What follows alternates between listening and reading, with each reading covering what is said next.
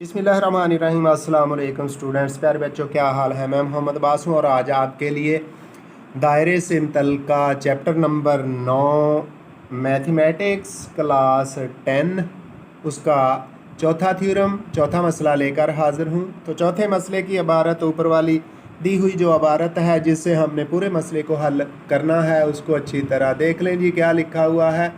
लिखा हुआ है जी, अगर दायरे के दो वतर तो शक्ल देखें तो शक्ल के अंदर ए बी और सी डी दायरे के दो वतर हैं। तो क्या लिखा है? अगर दायरे के दो वतर मुतमासिल हों, यानी ये वतर लंबाई में बराबर हों, मतलब मालूम के अंदर लिखेंगे ए बी मसावी है, इक्वल है सी डी के, तो वो मरकज़ से मसावी और फासला होंगे। तो ये जो दो वतर ए बी और सी डी हैं, इनका मरकज़ जो इधर सर्कल के अंदर शक्ल के अंदर दिखाया गया है वो सेंटर से ए बी और सी डी का फासला बराबर है, ये हमने साबित करना है। तो डियर स्टूडेंट्स, मालूम के अंदर हमने लिख दिया एक दायरे का मरकज़ ओ है, इसके दो वतर ए बी और सी डी बराबर हैं। इस तरह ओ एच परपेंडिकुलर है, अमूद है ए बी पर, और ओ के अमूद है परपेंडिकुलर है सी डी पर। तो हमें चाहिए क्या साबित क्या करना है, मतलूब क्या है? मैयर ओ एच इक्वल है मैयर ओ के, मैयर ओ एच बराबर है मैयर ओ के, ये हमने साबित करना है। तो कंस्ट्रक्शन करेंगे, अमल करेंगे। अमल के अंदर हमने लिखा नुक्ता ओ को ए और सी से मिला दिया जी। ये सेंटर वाला पॉइंट ओ है, इसको हमने ए और सी के साथ मिला दिया। इस तरह हमारे पास दो ट्राइंगल्स आ गई हैं। पहली कायमत ज़ाविया मुसल्लस ओ एच है और दूसरी कायमत ज़ाविया मुसल्लस ओ सी के है। तो इसके अंदर हम इनको लेते हुए, शक्ल को लेते हुए साबित करते हैं कि दोनों वतर यानी ए बी और सी डी मरकज़ों से मसावी अल फासला हैं। तो चलें जी सबूत की तरफ। सबूत के दो हिस्से हैं स्टूडेंट्स। तो पहले हमने बयानात लिखे और फिर दूसरी तरफ दलाइल। बयानात के अंदर ओ एच वतर ए बी की तनसीफ करता है, ओ एच वतर ए बी की तनसीफ करता है। तो मसला नंबर 3 के अंदर हम साबित कर रहे हैं कि कोई सेंटर से किसी वतर पर कोई लाइन अमूद हो तो वो उस वतर को दो बराबर हिस्सों में तकसीम कर दे। तो हमने दलाइल के अंदर क्या लिखा?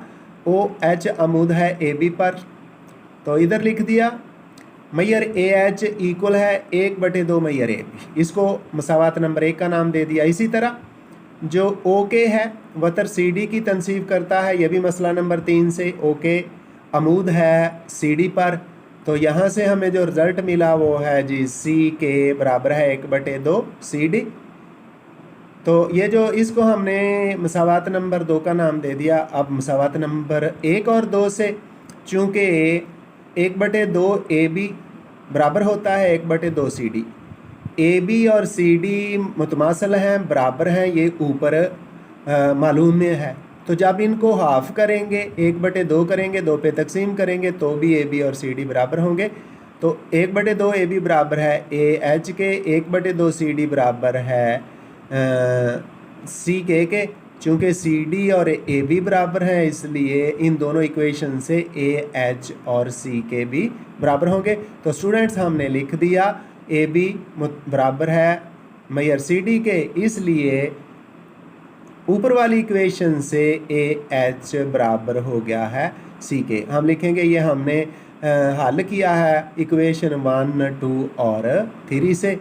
तो अब एक साइड हमने इक्वल कर दिया है। अब दोनों तरफ वाली ट्राइंगल्स हम लेते हैं, राइट एंगल ट्राइंगल्स, और फिर थ्योरम को साबित कर देते हैं। तो पहली कायमत ज़ाविया मुसल्लस हमारे पास है जी ओ ए एच, इसका ताल्लुक़ है दूसरी कायमत ज़ाविया मुसल्लस ओ सी के साथ। पहली चीज़ जो हमने इक्वल कर दी, बराबर कर दी, वो है मैयर ओ ए बराबर है मैयर ओ सी के। ओ ए बी दायरे का अरदास है, ओ सी बी दायरे का अरदास है, इसलिए हम दलाइल के अंदर लिखेंगे एक ही दायरा के अरदास। दूसरी चीज़ ऊपर साबित कर रहे हैं हम जी मैयर ए एच बराबर है मैयर सी के। इसके आगे हम दलाइल में लिख देंगे कि इक्वेशन मसावत नंबर 4 में ये साबित शुदा है, या लिख देंगे सिंपल सादा लिख देंगे ये ऊपर साबित शुदा है।